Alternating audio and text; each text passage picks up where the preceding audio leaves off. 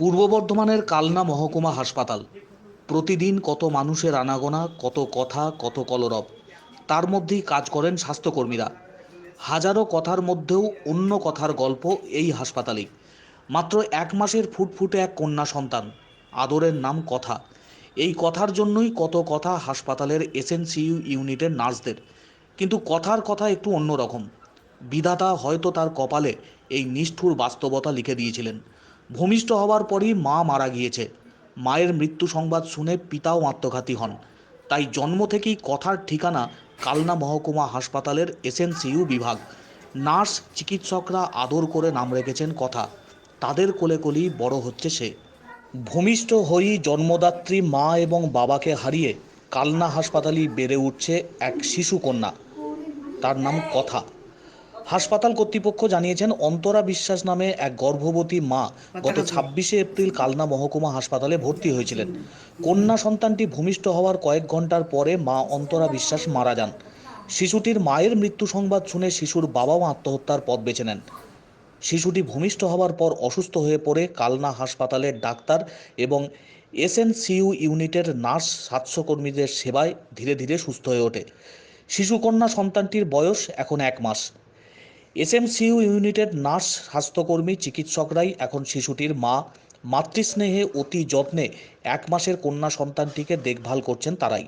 নার্সরা ভালোবেসে কন্যা সন্তানটির নাম দিয়েছে কথা। কথা এখন এসএমসিইউ ইউনিটের প্রতিটা স্টাফ, চিকিৎসক এবং নার্সের চোখের মণি হয়ে উঠেছে। নার্সদের মন এখন ভারাক্রান্ত, কারণ বেশি দিন কথাকে তাদের কাছে আর রাখতে পারবেন না। কালনা হাসপাতাল কর্তৃপক্ষ জানিয়েছেন, শিশু কন্যাটির রাখার জন্য একটি সেফ হোমের চেষ্টা করছেন তারা। আর কিছুদিনের মধ্যেই চাইল্ড প্রোটেকশন কমিটির সঙ্গে যোগাযোগ করবেন এবং শিশুটির ভবিষ্যৎ যাতে সুরক্ষিত ও সুন্দর হয় তার জন্য সমস্ত রকমের পদক্ষেপ গ্রহণ করা হবে। কিন্তু কথাকে নিয়েই যে মন ভালো করা পরিস্থিতি এই মুহূর্তে নার্স সহ অন্যান্যদের, আর কিছুদিনের মধ্যেই হয়তো কথাকে তাদের কাছ থেকে ছেড়ে দিতে হবে।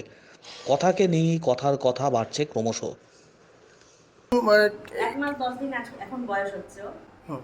আমাদের এখানে এসএনসিতেই আছে, সিস্টার দিদিরা এবং আমাদের কর্মবন্ধুরা আমরা ওকে এই সব সময় দেখভাল করছি। খাওয়ানো থেকে শুরু করে চান করানো, ঘুম পাড়ানো সব কিছুই আমাদের দিদিরাই করছে, এখানে হসপিটালেই হচ্ছে। আমাদের এখানে 27 এপ্রিল ওর জন্ম হয়েছে। মা বাবা এখানেই ডেলিভারি হচ্ছে, সুপার স্পেশালিটি হসপিটালে, নর্মাল ডেলিভারি। কিন্তু বাচ্চা জন্মের সময় ক্রিটিক্যাল ছিল, কাঁদেনি, সেই জন্য আমাদের এখানে এসেছে। এবং অনেক দিন ও সেমি ভেন্টিলেশন, যেটা সিপ্যাপ মেশিনে ছিল, অনেক লড়াইয়ের পর ও একদম পুরো সুস্থ হয়েছে। তো ডেলিভারির সময় পিপিএইচ কমপ্লিকেশনে মারা গেছে। তারপরে আমরা শুনেছি যে ওর বাবাও হয়তো মানে সুইসাইড করেছে বা মারা গেছে। সেই জন্য যেহেতু বাবা মা নেই, কোনো লিগাল গার্জেন নেই, সেই জন্য আমাদের যত্নেই এখন আছে। না, প্রথমে 1-2 দিন তারা এই খোঁজ খবর করেছিল, তারপরে তারা তেমনভাবে আমাদের সাথে যোগাযোগ করেনি। কন্যা সন্তান মা মারা গেছে বা বাবা ওরকম হয়েছে, হয়তো তারা সফট হয়ে আছে, সেই জন্য হয়তো তারা কে নেবে বা কে নেবে বাচ্চাটাকে দেখভাল করবে সেরকম হয়তো তাদের ক্ষমতাও নেই। এই সমস্ত কারণেও নাও আসতে পারে।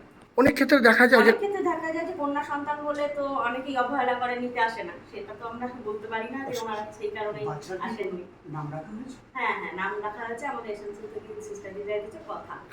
ফুল টিমই সবসময় অন ডিউটি যারা থাকে, অন ডিউটি সিস্টাররা সকালে 2জন, বিকালে 2জন যেমন ভাবে থাকে সবাই দেখে। আমরা অন ডিউটি ডক্টর যেদিন আমরা যখন থাকি দেখি। বিষয়টা ম্যাডাম খুবই দুঃখজনক। তো সেখান থেকে 2-4টে কথা না বললে বিষয়টা ঠিক সঠিকভাবে আপনাদের কাছে উত্থাপিত হবে না। অন্তরা বিশ্বাস নামে একটি মা, যিনি 26শে এপ্রিল আমাদের কালনা মহকুমা হাসপাতালে উনি ভর্তি হয়েছিলেন এবং পরের দিনে তার ডেলিভারি হয়। এবং ডেলিভারির পরে আর কি ঘন্টা 5-6 পরে তার হাই রিস্ক প্রেগনেন্সি থাকার জন্য সেই মা মারা যায়। এবং সেই মুহূর্তে সেই বাচ্চাটি অসুস্থ ছিল, কন্যা সন্তান। তাকে তড়িঘড়ি চিকিৎসার জন্য আর কি আমাদের এসএনসি ইউনিটে তাকে আনা হয়।